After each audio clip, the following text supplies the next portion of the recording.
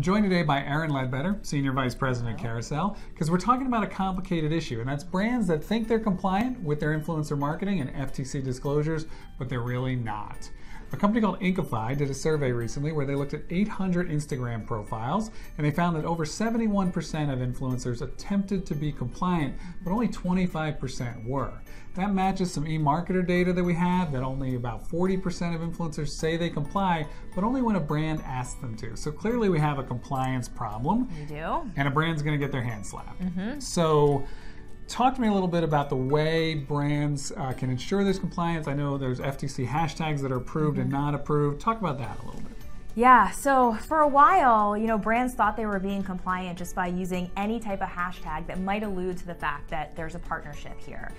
Things like hashtag partner or hashtag spawn, S-P-O-N, those were very common. We still see influencers today using hashtag partner or hashtag brand X partner, whatever it is, and that's actually not compliant. FTC have come out and said that. So there are two hashtags that are approved. It's hashtag ad and hashtag sponsored. There's no other alternative. If you're in a long form post, you can say this post is sponsored by so-and-so brand. You don't have to use a hashtag because it's not really relevant, but sponsored or ad are really the only two hashtags that today can be used. Okay, so I've seen people using hashtags, but they're burying it, right? They have hashtag my best life and hashtag this and then hashtag ad and then 3 more hashtags.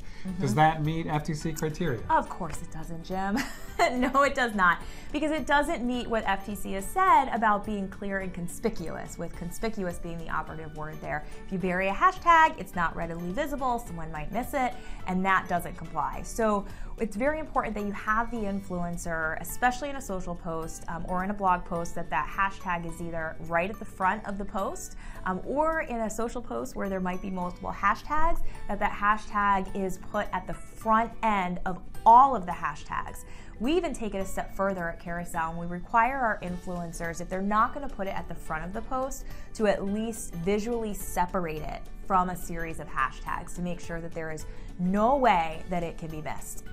Also important with this, forget the number of hashtags that you're using. The FTC has also come out and said that it has to be placed before the read more button.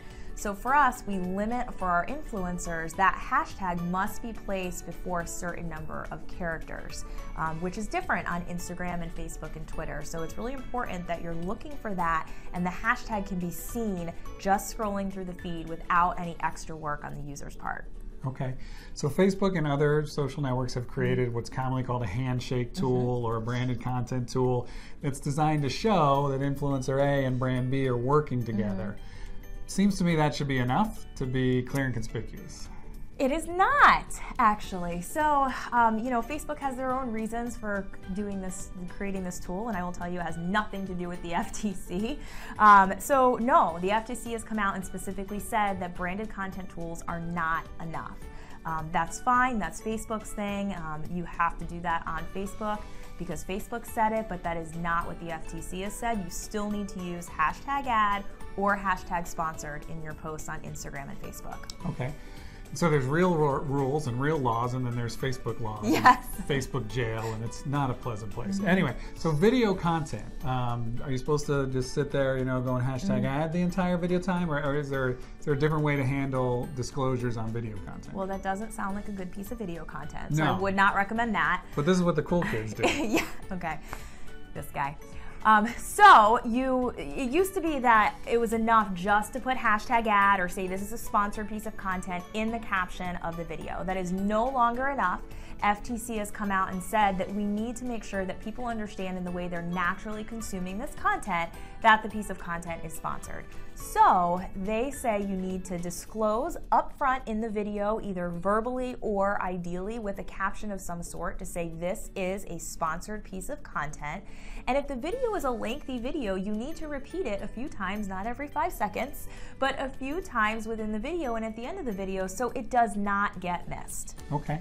Now you run all the Carusele programs, you run the team that works with our influencers.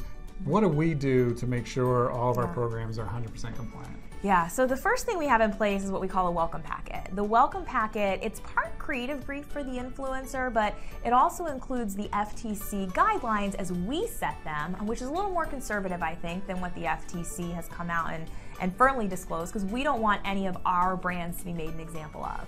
And that welcome packet also becomes a part of the contract with our influencers, so they're contractually bound to follow the FTC guidelines as we've written them out in this welcome packet.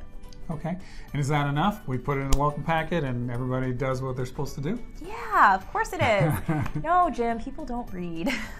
Nobody does. It's not just an influencer thing, but for us, we have our production team put eyes on every single piece of content that goes out to make sure that it is FTC compliant. The most common thing we see is that a lot of the times, because we've been so specific, our influencers will have hashtag sponsored or hashtag ad, but we need to make sure that they've also put it in the right place. A lot of times it falls after that read more, which is the most common thing that we see these days, and we need to make sure they bump it up so it is FTC compliant.